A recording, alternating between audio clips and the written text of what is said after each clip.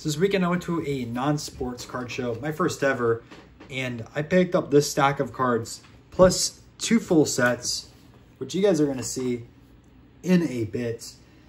You know, I was kind of shocked that I picked up 2 sets because I'm a singles guy. I don't really go after sets, but this is some pretty cool stuff. So stay tuned for that. I really enjoyed the card show. It was in Philly, about an hour away from the airport, so a little bit of a hike, but it was like nothing else. Every dealer had completely different inventory. You know, when you go to card shows today, a lot of the dealers blend in with each other. On the modern side of things, it seems like everyone has the same exact Prism cards. And even sometimes with like vintage, there's a lot of dealers that just have 50s through 70s vintage. But non-sports is such a wide category that each dealer pretty much had their own types of cards that they went after. Some people had modern non-sports, some people had Star Wars, some people had autographs of celebrities or TV shows, other people had historical figures, other people just had a bunch of different Bowman or Tops. It was really, really fun, and you'll see that in the vlog once it comes out. But with that being said, I got to show you the pickups. Now, there were some sports cards here, so it wasn't purely non-sports, but I'd say about 90%. I did pick up a few, so I wanted to show you guys those.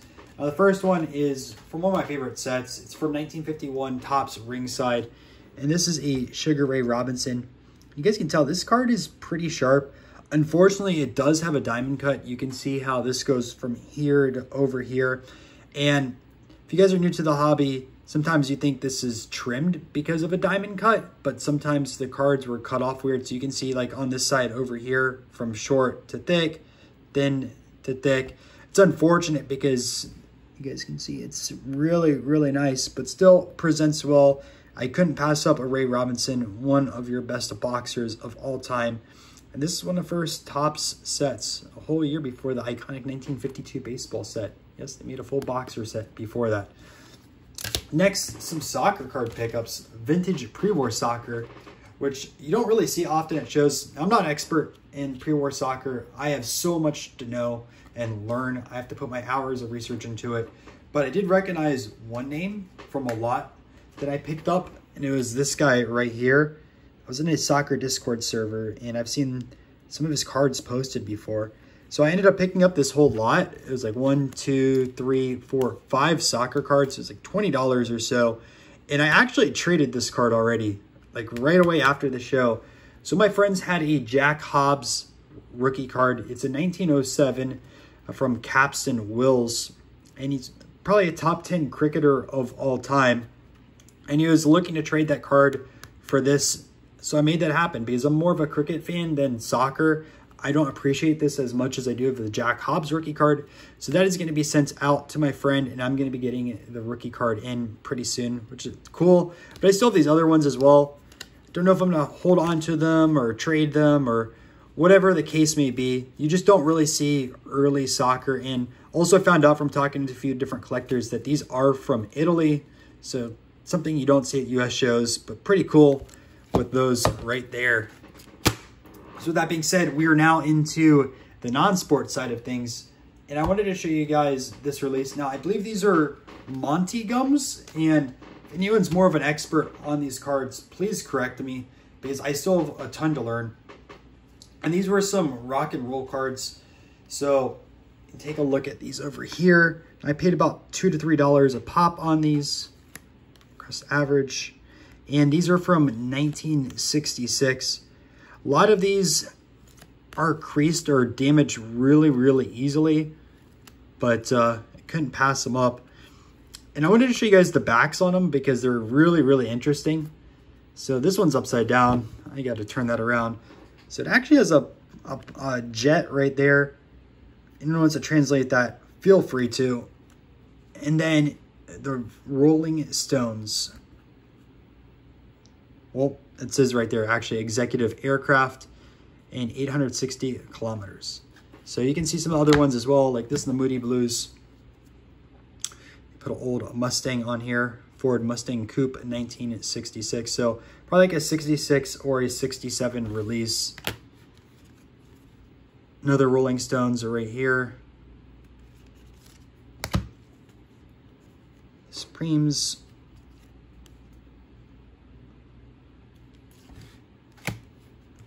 and Chevrolet for the Rolling Stones again. So I thought this set was really cool. I had to pick these up as I have a big rock PC. And again, stuff you don't really see.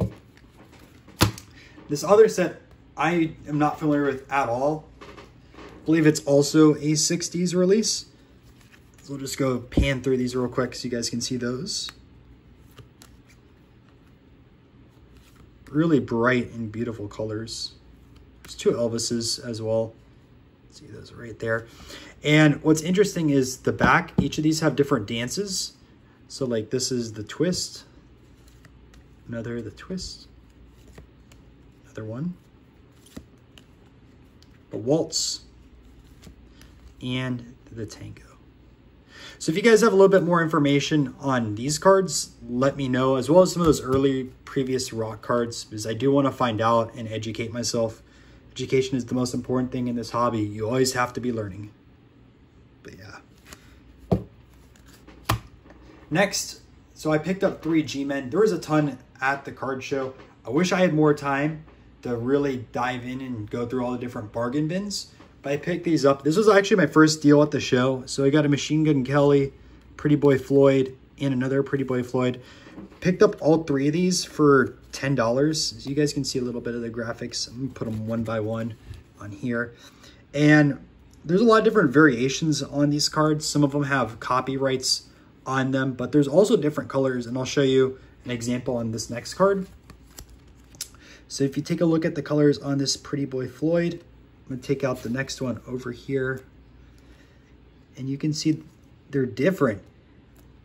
First, you can look at this back over here, comparison. Plus, if you turn them over on the back, the font is different. See over there at the bottom, bold versus non-bold. But there's a lot of different things. Also, some of these were strip cards. This set's really interesting because they do skip numbering with the high numbers on them. And I haven't done my full research on these cards yet, but there's a lot of different variations that people had here that they were selling. And man, like learning non-sports is a task in itself. There's only so much information out there, but just talking to dealers, you will continue to learn. But pretty cool with these. I couldn't pass them up at $3 a pop. Next, we have a Topps Astronaut. This is an Allen Shepard. I couldn't pass this up because of the shape on it. I mean, you can take a look at the corners. They're pretty razor sharp. It is off-centered a little bit. And these Astronaut cards have some sweet backs. So you can see this one over here. Saturn, the ringed planet. There's also popsicle backs as well, which are pretty scarce. And a lot of these chip over here, you can see a little whitening. But overall, very, very clean card. I think it was a $3 or $4 purchase. Up next, this was actually my only 1800s card, which kind of sad because I wanted to pick up more at the show. But this is a card I've been wanting for quite a while. It's an Edgar Allan Poe. Now, this is just going to be a first card in my collection. I want to upgrade this over time when I get the opportunity to do so. You can see there's a full crease right here and a crease going across right over there. Besides, that image on the front isn't too bad. Obviously, rounded corners as well. I mean, it's a 1 no matter what. But when you turn it over on the back, unfortunately, it was a scrapbook card. This is from the Duke Great American set. I believe it's 1888. But a bunch of different names over here that unfortunately got some binder damage. Still really cool card of Edgar Allan Poe. He has 2 from 1888. This one, and he also has a Duke's booklet. I do have the Duke's booklet, but I did not have the single version like that. I think this one is also from 1938. Stan Laurel, one of the famous comedians. A little bit right there, but still the colors on this really, really pop. And I thought this was pretty cool. Have his rookie card, but I did not have this in the collection. Next two are kind of grails of non-sports cards. Well, one of them not specifically a grail. I think it will be kind of one day. It's the FDR. There's another card in the set, the McKinley, which is super, super expensive. We're talking 5 to 6 figures, but this is the FDR's first card. This is 1932, which was right after he became president. Now, there's a baseball tie to this card because FDR was there with Babe Ruth's called shot, and Babe Ruth also has a caramel from 1932 as well. Very similar picture. I'm going to put it on the screen right now for you guys, but this set was all of the presidents versus the other one, which was a mixed sport release where you had some baseball players. You also had golf and boxers. But I wanted the FDR in my collection, and now I picked it up. And another grail of non-sports cards, the Amelia Earhart. And this card presents pretty well. Way off-centered, obviously. But these cards are expensive. And this is a good base for my collection for now. Turn this on the back. And this is from Skybirds, which is a 1934 release. A lot of famous people in this. And I did pick up a few at the Cranston card show, so if you haven't checked out that video, make sure to check it out as well. But yeah, I wanted to pick this up for a while. So now we're going to go into some of the actual sets that I grabbed. And this isn't a full set. It's actually a sports release, ironic enough. You want to guess what this is? Put it down in the comments. I'm about to tell you. 3, 2, 1. All right, one more guess if you aren't familiar with these cards. And I actually just knocked over my card stack, so I'm going to move these over somewhere else. Or that's the case. But I'm going to go to another page later on in the book. You guys can see this. It's German.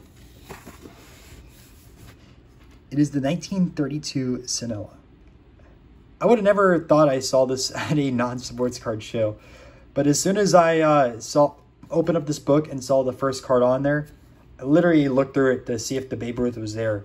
And we have it right there. So you guys can see a little bit of the page. And I'm going to do a video actually documenting taking out this card, sending it to grade, and seeing what happens to it. And if you guys would like that, put it down in the description as well. But I thought this was pretty cool. And I'm kind of interested to see. I haven't really gone through it all yet, but what else is in this book? We got a Schmeling down here. You guys know boxing right here. But pretty cool. I mean, it's about 100 pages. I'm going to go through it. There's that. And the second set that I picked up is from 1968. Another rock and roll release. You guys can check these out over here. I actually went to Target after the show to pick up a binder just to make sure that these weren't damaged on the plane ride back home. I'll show you guys the back of these cards as well. They're pretty large cards, so I couldn't really get top loaders, but they are Lord Nielsen's star cards. Large squares on those, so you guys can see. It's a full set. I'm sorry for the lighting in the back. It's the best way to light these up. Got the Beach Boys over here. Keep going as well.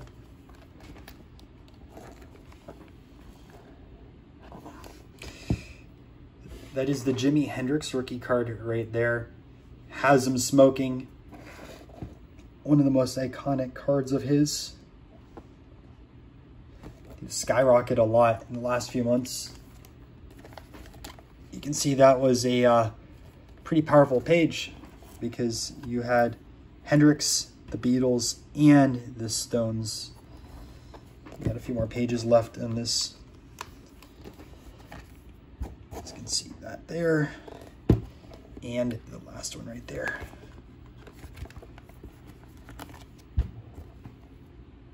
But set was in great shape. So I had to get this Target binder, help protect it on the plane ride back home. But I hope you guys enjoyed these pickups, a little bit of explanation on them. I will definitely want to do this a lot more for card shows, showing you guys what I'm buying, talking about the history of the cards so you guys can learn as well as I can at the same time. If you guys enjoyed, make sure to leave a like, subscribe down below, and I'm going to catch you at another card show.